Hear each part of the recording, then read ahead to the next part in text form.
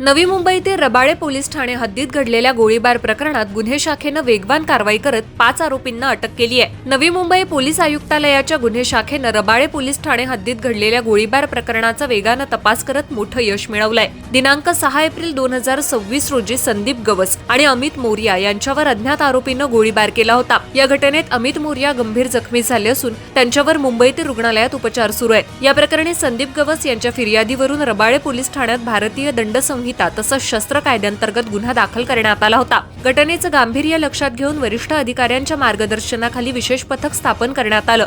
तपासादरम्यान नवी मुंबई आणि ठाणे परिसरातील सीसीटीव्ही फुटेज आणि तांत्रिक विश्लेषणाच्या आधारे आरोपींची ओळख पटवण्यात आली। गोळीबारासाठी वापरण्यात आलेली मोटारसायकल चोरीची असल्याचं निष्पन्न झालं असून त्या संदर्भात सानपाडा पोलीस ठाण्यात स्वतंत्र गुन्हा दाखल करण्यात आलाय।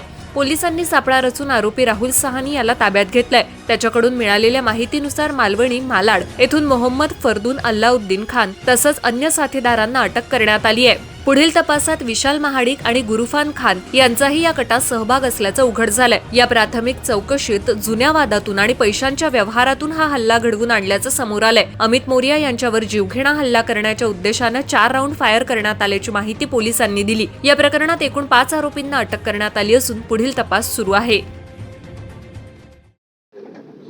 दिनांक 6/4/2026 रोजी यातील विक्टीम संदीप गवस आणि अमित मोरिया यांच्यावर साईनाथवाडी ऐरोली या भागामध्ये गोळीबार झालेला होता। त्या अनुषंगाने पोलीस स्टेशन येथे CR नंबर 306/2026 असा गुन्हा दाखल करण्यात आलेला आहे, 307 विथ आर्म्स ॲक्टचा।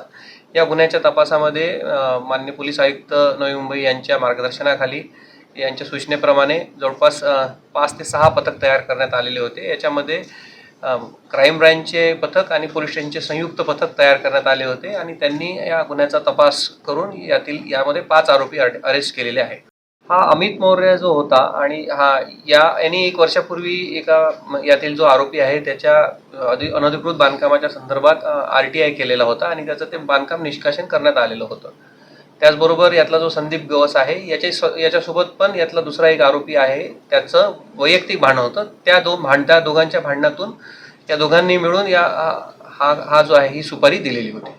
अभी इन्व्हेस्टिगेशन जारी है, अभी उसका PCR लिया है। प्राथमिक माहिती याच्यामध्ये अशीच आहे की हे दोघंही जे यातले विक्टिम्स आहे यांच्या संदर्भात यातले जे 2 आरोपी आहे विशाल महाडिक आणि दुसरा गुरफान खान यांचं व्यावसायिक कारणावरनं आणि RTIच्या कारणावरनं वैयक्तिक भांडण होतं। त्याच्यातून त्यांनी इतर 3 लोकांना सुपारी देऊन हा कट रचलेला होता। आरोपी याच्यामधले जो मुख्य आरोपी आहे फायरर आहे, याच्याविरुद्ध MCOCचा गुन्हा आहे दाखल मुंबईला।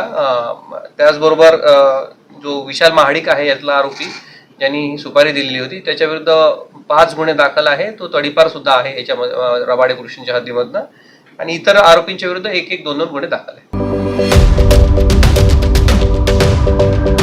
यूट्यूबवर सुद्धा रायगड टाइम्स सर्च करा आणि पहा रायगडच्या कानाकोपऱ्यातील प्रत्येक बित्तम बातमी। आणि हो, लगेचच सबस्क्राईब बटनवर क्लिक करायला विसरू नका। रायगड टाइम्स, आपलं चॅनल, आपला आवाज।